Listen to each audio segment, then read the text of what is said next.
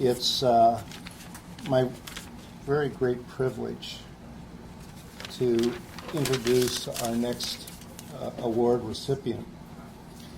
The Frank Carrington Crime Victim Award winner this year is a most deserving individual. Lenore Anderson has made her life's work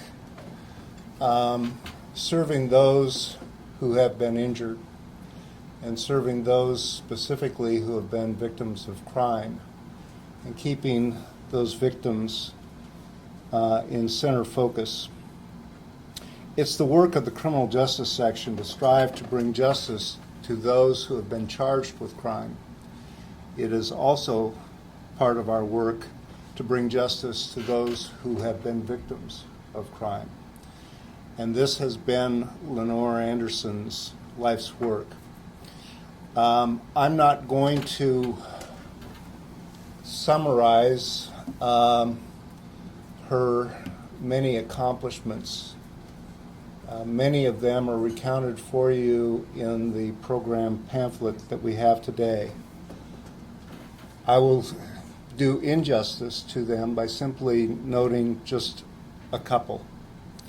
She is the co-author of California's Proposition 47.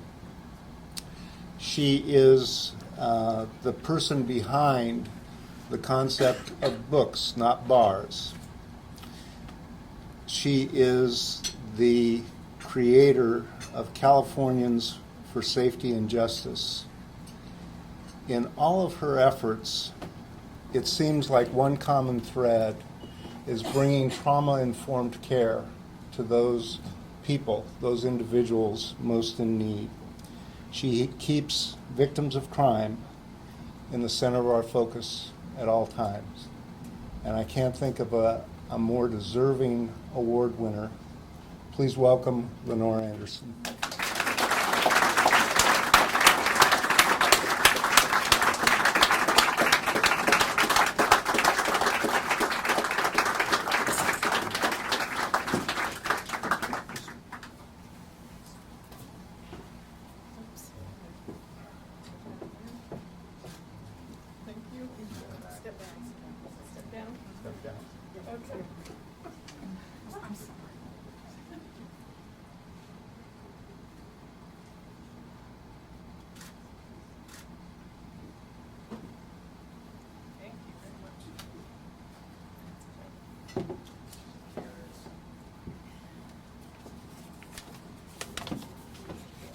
Good afternoon. Thank you very much to the American Bar Association Criminal Justice Section for this award. I'm humbled and honored. Thank you also to Ruth Calico Ashley for nominating me. I greatly appreciate the support.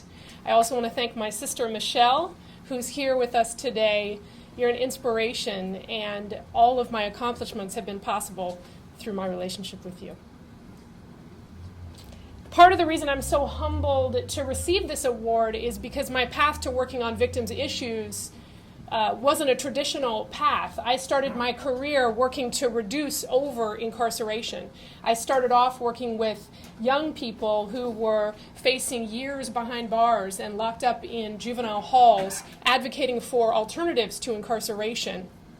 I realized over time, as I got to know these young people, that I was working with young people who had years and years of unaddressed victimization. Long before their first arrest, their case files were already very thick with reports from CPS, foster care, school reports. I remember Javier, who was abused by caretakers while bouncing from one foster care placement to the next. I remember Eric, who witnessed multiple murders before his 14th birthday. These were young people who had rarely experienced safety or been protected from harm. There was no public outcry from their victimization or calls for dramatic increases to protect them from harm. Later, I went from advocating against youth incarceration to working for public safety in the cities of Oakland and San Francisco. I went to more funerals and packed community meetings than I can recall. And I learned firsthand in that experience how difficult it is to stop crime and violence when the vast majority of resources are only there after arrest.